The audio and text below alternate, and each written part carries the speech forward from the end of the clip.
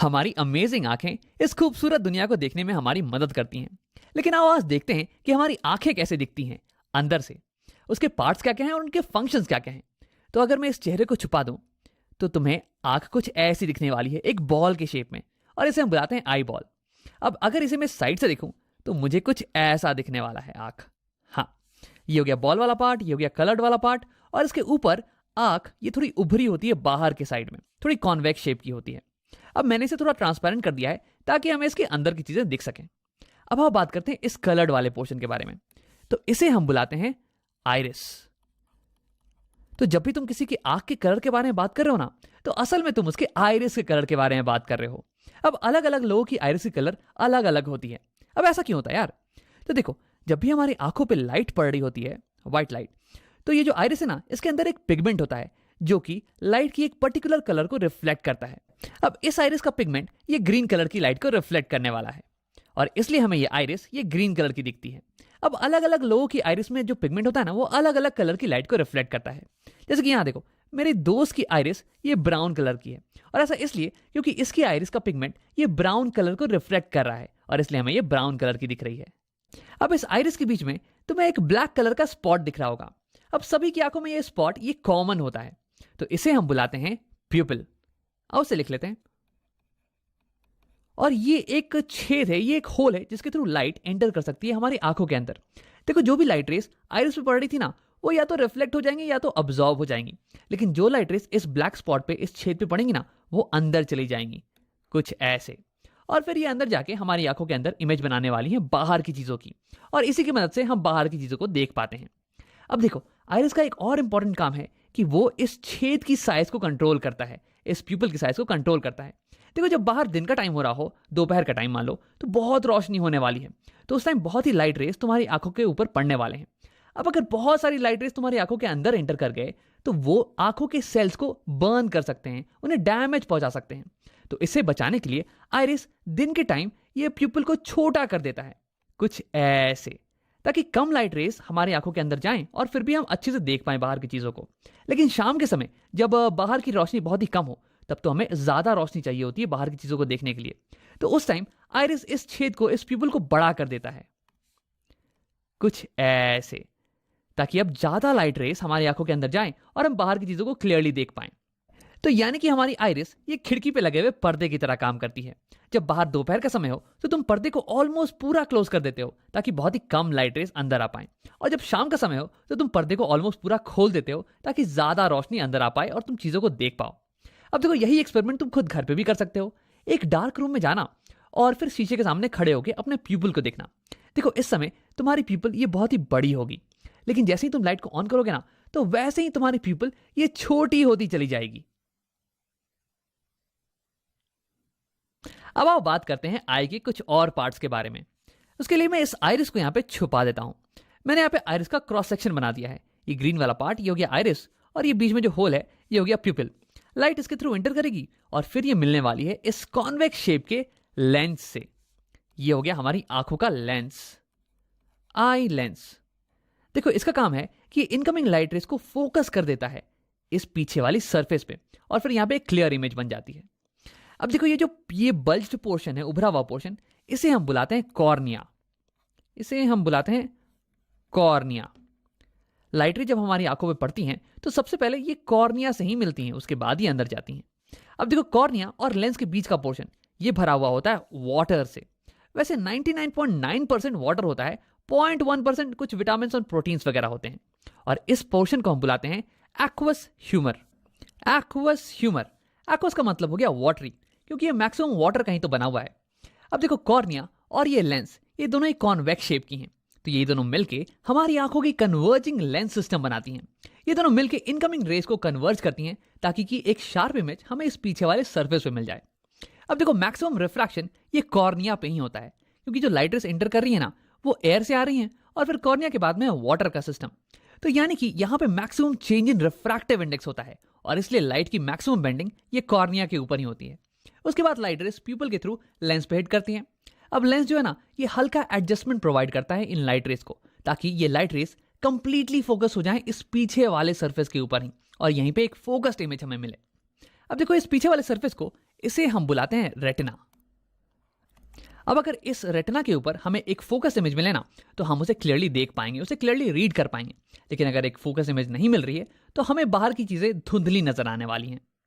तो यानी कि रेटिना ये एक स्क्रीन की तरह काम करता है, एक पर्दे की तरह, जिसपे कि इमेज बन सके। अब देखो, तुम ये सोच रहे होगे कि अगर इस पे इमेज बन जाए तो हम इसे कैसे देख पाते हैं। तो ऐसा इसलिए क्योंकि रेटिना जो है ना, ये लाइट सेंसिटिव सेल्स से बना हुआ है। यानी कि उस पे अगर इन सेल्स पे अगर लाइट पड़े तो ये सेल्स एक्टिवेट हो जाते हैं, ये लाइट को फिर इलेक्ट्रिकल सिग्नल्स में कन्वर्ट कर देते हैं। और फिर यहाँ पे क्या होता है, रेटिना पे कुछ नर्व्स होती हैं, ऑप्टिक नर्व्स, जो कि इन सिग्नल्स को, इलेक्ट्रिकल सिग्नल्स को ले जाती हैं हमारे ब्रेन के पास। और हमारा ब्रेन ये कंस्ट्रक्ट कर लेता है कि ये इमेज कैसी होने वाली है, और फिर हमें बताता है कि बाहर की दुनिया कैसी दिख रही है। तो इन नर्व्स को हम बुलाते हैं ऑप्टिक नर्व्स। आओ लिख लेते हैं यहाँ पे। अब देखो, रेटिना और लेंस के बीच का जो पोर्शन है ये भरा हुआ होता है एक जेली लाइक मटेरियल से। इसे हम बुलाते हैं विट्रस ह्यूमर। विट्रस का मतलब हो गया ग्लासी। अब ये ग्लास की तरह कठोर तो नहीं, बल्कि ग्लास की तरह ट्रांसपेरेंट जरूर है, ताकि लाइट इससे पास कर सके। अब देखो, इसका फंक्शन ये होता है कि ये हमारी आई बॉल को सपोर्ट प्रोवाइड करे। अब अगर विट्रस ह्यूमर नहीं होता तो आई बॉल ये स्फेरिकल तो नहीं रह पाती, ये तो पिचक जाती ना। तो यहां हमारे पास हो गया एक्वस ह्यूमर, जो कि वाटरी है, और ये कॉर्निया और लेंस को न्यूट्रिशन प्रोवाइड करता है। और यहाँ पे विट्रस ह्यूमर ये जेली लाइक है, और ये हमारे आई बॉल को सपोर्ट प्रोवाइड करता है। अब आओ एक आखिरी चीज के बारे में बात करते हैं, इन फाइबर लाइक मटेरियल्स के बारे में जिन्होंने हमारे लेंस को पकड़ रखा है। इन्हें हम बुलाते हैं सीलरी मसल्स। अब देखो, ये सीलरी मसल्स ये हमारे लेंस के शेप को बदल सकती हैं। तो हाँ, हमारा लेंस ये एक रिजिड मटेरियल का नहीं बना हुआ है, बल्कि ये एक जेली लाइक मटेरियल का बना हुआ है। और अगर तुम इसे पिचकाओगे ना तो ये पिचक जाने वाला है, और इसकी जो कर्व्ड पोर्शन है ना, ये और ज्यादा कर्व्ड हो जाने वाली है। और अगर तुम इसे खींचोगे तो ये इलोंगेट हो जाने वाला है, और इसकी कर्वेचर ये पतली हो जाने वाली है। अब तुम सोच रहे हो यार इसका क्या फायदा है। तो देखो, हमारी आंखें अलग अलग दूरी पे रखे हुए ऑब्जेक्ट्स पे फोकस कर सकती हैं, उनकी इमेज को सेम डिस्टेंस पे बना सकती हैं। अब ऐसा करने के लिए हमारे लेंस के पावर को चेंज होना पड़ेगा, और ऐसा करने के लिए हमें अपने लेंस के कर्वेचर को चेंज करना पड़ेगा, और वही करने में मदद करती है हमारी सीलरी मसल्स। अब उसे और थोड़ा डिटेल में समझते हैं। तो केवल फोकस करते हैं हमारे लेंस पे। अब मान लो कि तुम किसी दूर रखी हुई ऑब्जेक्ट को देख रहे हो। तो दूर रखा हुआ ऑब्जेक्ट है, तो इसलिए उससे जो इनकमिंग रेस होंगी ना, इंसिडेंट रेस, ये ऑलमोस्ट पैरेलल होने वाली हैं। और क्योंकि तुम इसे क्लियरली देख पा रहे हो, इसका मतलब कि उसकी एक क्लियर इमेज, उसकी एक फोकस्ड इमेज ये लेंस बना दे रहा होगा यहाँ रेटिना के ऊपर। तो यानी कि ये लेंस इनकमिंग पैरेलल रेस को फोकस कर दे रहा है रेटिना के ऊपर, कुछ ऐसे। देखो, ये होगी रे डायग्राम, पैरेलल रेस आ रही हैं और ये लेंस उसे फोकस कर दे रहा है रेटिना के ऊपर। अब देखो, इस केस में लेंस इनकमिंग रेस को बहुत ही हल्का रिफ्रैक्ट कर रहा है, बहुत ही हल्का बेंड कर रहा है, कुछ 10 डिग्री का एंगल मान लो। यानी कि इस केस में required power of the lens ये थोड़ी कम होने वाली है। लेकिन अब अगर ऑब्जेक्ट ये तुम्हारी आंखों के पास आ जाए, कहीं यहाँ पे, तो देखो इस केस में जो रेस आ रही होंगी ना तुम्हारी आंखों पे, ये तो डाइवर्जेंट रेस होने वाली है यार, ये तो पैरेलल नहीं होने वाली है। लेकिन देखो, अगर अभी भी तुम पास रखी हुई ऑब्जेक्ट को क्लियरली देख पा रहे हो, इसका मतलब इस ऑब्जेक्ट की भी इमेज बिल्कुल यहीं पे बन रही होगी। तो यानी कि रिफ्रैक्टेड रेस ये तो बिल्कुल ऐसे ही दिखने वाली हैं। लेकिन इस बार लेंस को, रेस को, इनकमिंग रेस को ज्यादा बेंड करना पड़ेगा, ज्यादा मोड़ना पड़ेगा, ताकि वो यहाँ रेटिना पे फोकस्ड हो पाए। देखो, मैं यहाँ पर रे डायग्राम तुम्हें दिखाने वाला हूं, तुम एक बार अमाउंट ऑफ बेंडिंग पे ही फोकस करना।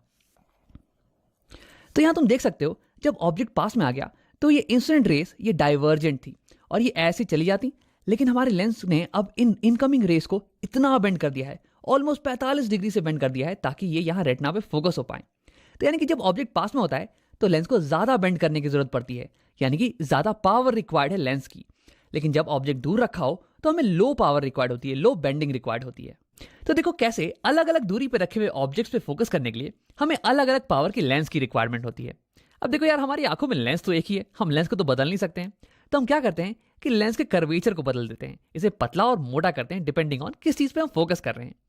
अगर हम किसी दूर की चीज पे फोकस कर रहे होते हैं तो हमें एक कम पावर की लेंस चाहिए होती है, जो कि लाइट रेस को कम बेंड करे। तो उस केस में हमारी सिलरी मसल्स ये रिलैक्स हो जाती हैं, ये हमारे लेंस को इलोंगेट कर देती हैं, ताकि इसकी कर्वेचर ये कम हो जाए और ये लाइट रेस को कम बेंड करे, इसकी पावर कम हो जाए। लेकिन जब हम पास की चीजों पे फोकस कर रहे होते हैं तो उस केस में हमें एक हाई पावर की लेंस की जरूरत होती है, ताकि हम इन डाइवर्जेंट रेस को ज्यादा बेंड कर पाएं। तो उस केस में हमारी सिलरी मसल्स ये लेंस को पिचका देती है, ताकि इसका कर्वेचर ये बड़ा हो जाए और उसके बाद ये ज्यादा बेंड करने लगे, इसकी पावर बढ़ जाए। तो ऐसे ही सिलरी मसल हमारे आई लेंस के शेप को चेंज कर सकती है, इसके पावर को चेंज कर सकती है। तो सिलरी मसल के इसी पावर को हम बोलते हैं पावर ऑफ एकोमोडेशन। अब देखो, आगे कुछ वीडियोस में हम इसके बारे में डिटेल में बात करने वाले हैं। तो अगर ये तुम्हें समझ में नहीं भी आया हो ना तो घबराने की कोई बात नहीं है। आओ वीडियो को यहीं पे खत्म करते हैं और इसे समराइज कर लेते हैं। तो इस वीडियो में हमने आई के अलग अलग पार्ट्स और उनके फंक्शंस के बारे में पढ़ा। सबसे पहले लाइट जब हमारे आंखों में पड़ती है तो वो टच करती है कॉर्निया को।